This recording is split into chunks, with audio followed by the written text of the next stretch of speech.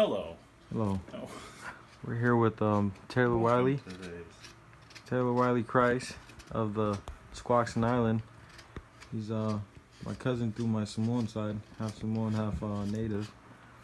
He's working on a art piece, keeping his traditions alive.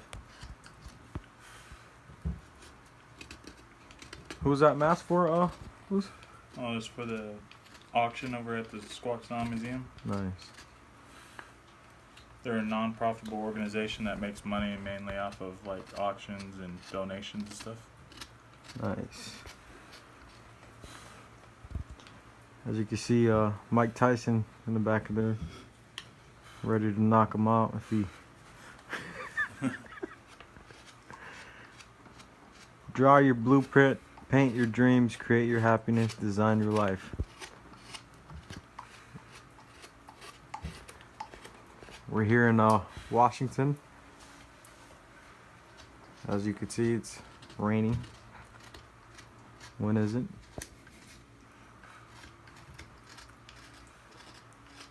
When'd you start carving? Started when I was 13 years old. But I've been drawing ever since I can remember. Nice. But yeah, I was 13 and I came outside on the porch one day and seen this chunk of wood that kind of looked like an eagle. And I went inside and I grabbed a pocket knife and came back out and started cutting away, trying to carve the eyes and everything before it was even ready for the detail work, and started getting blisters on my hands trying to make it look like what I seen in my head. At the time I was living with my aunt, and her sister is a world-renowned carver, Andrea Saigo, Wilbur Saigo, and from Squaxin Island too? Yeah, from Squaxin. Nice. And then my aunt saw it and she started laughing a little bit, and she seen then when I was 13 that I had the ambition and the drive to want to make a sculpture out of wood. So every day after school I'd ride the bus over there and carve with her, and then eventually I ended up living with her. But yeah, that's how I started, picking up the good habits of how to use a knife and how to sculpt wood and how to learn the grain. Nice. Especially with cedar. What do you do for a living? Well, you're carver and buoy duck diver. Yeah, work the tides. Fisherman.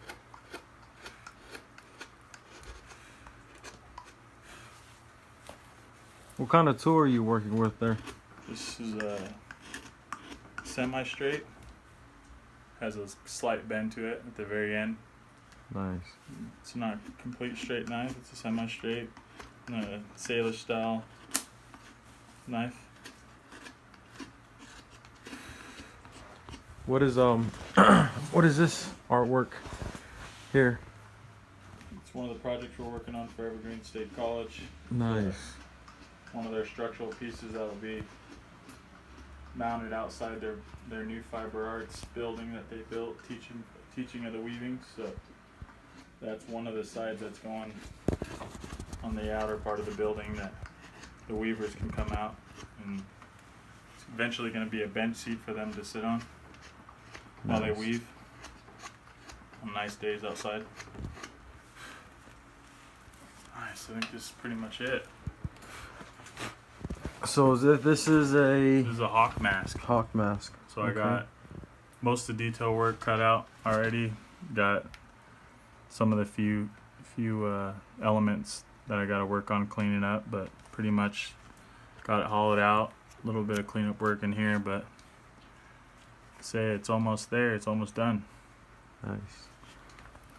That's art.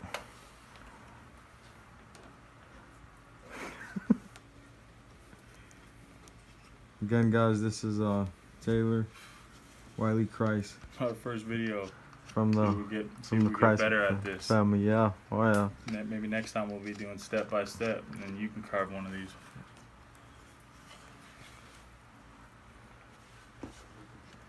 These are the only 2 projects you're working on now? Yep. Nice. How many pieces would you say you've carved throughout your whole lifetime? At least 100 by now, I would say. Wow. And what are some artists you've worked with in the past or now?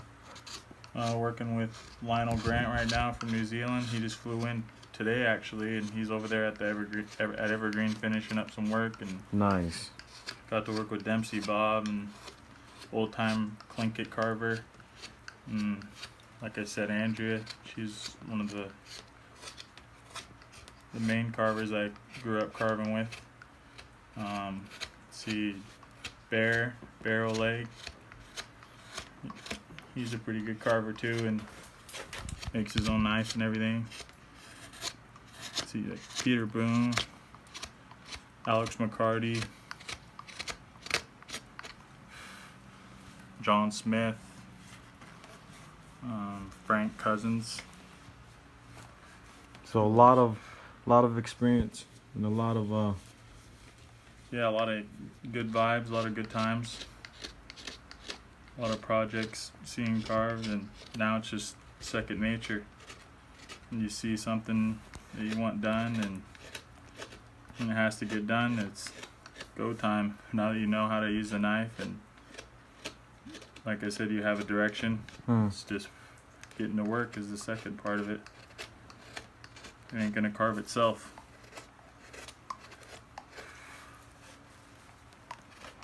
What made you want to start carving? Just the whole idea of being able to see a tree turn alive, turn into something, and tell a story without saying anything, and how you can see all the grain and how the grain creates a picture, and how, you know, it's just fascinating to me how somebody can sculpt a piece of wood and, like I said, make it come alive in whatever way that they seen it come alive. And then to me, the whole idea of it being around a lot longer than I'm going to be, and it be part of our history, that really drove me to want to continue to keep doing this kind of work too, for the sake of keeping the tradition alive.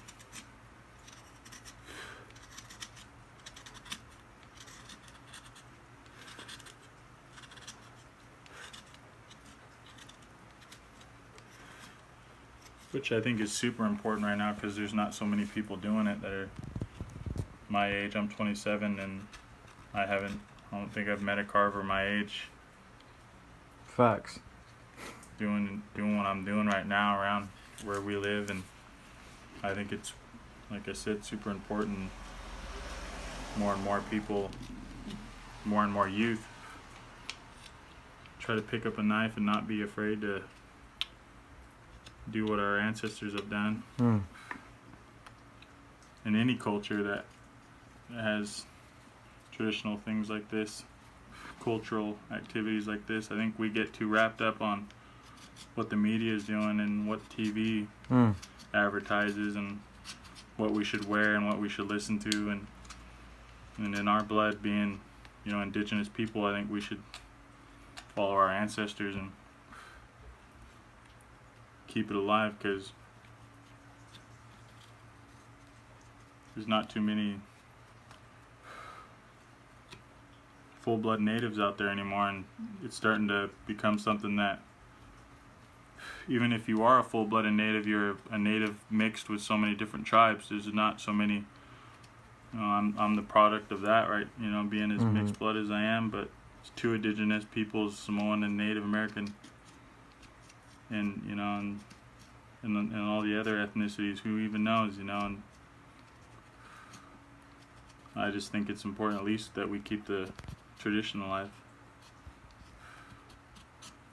But it's crazy, they were saying that a non-native can get with a native and their kids, if their kid got with a native, and their kids' kid got with a native, that eventually somehow that the blood will be pure again and be 100%. But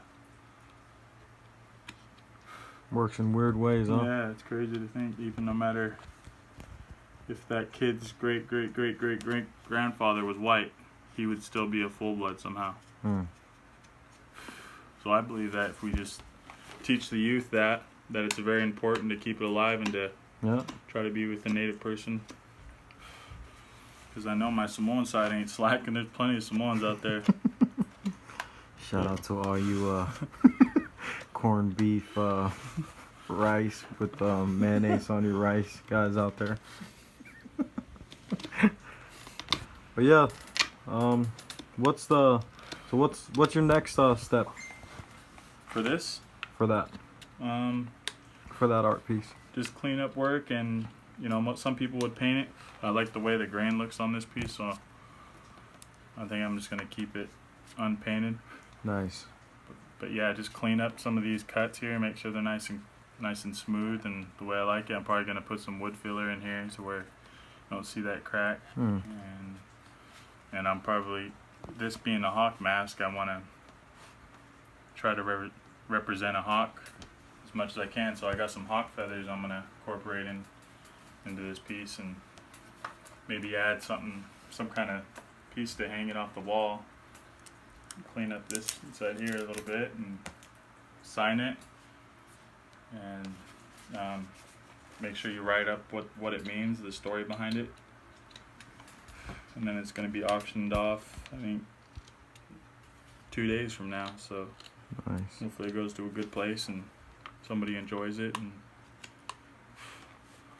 at least it goes for a couple bucks anyway. Well, this is our first video. Again, this is Taylor Wily Krise from the Squaxin Island Reservation. We're up here in Shelton, Washington. Hope you guys liked it, and we'll be uploading more videos. Tofa and Hoyt.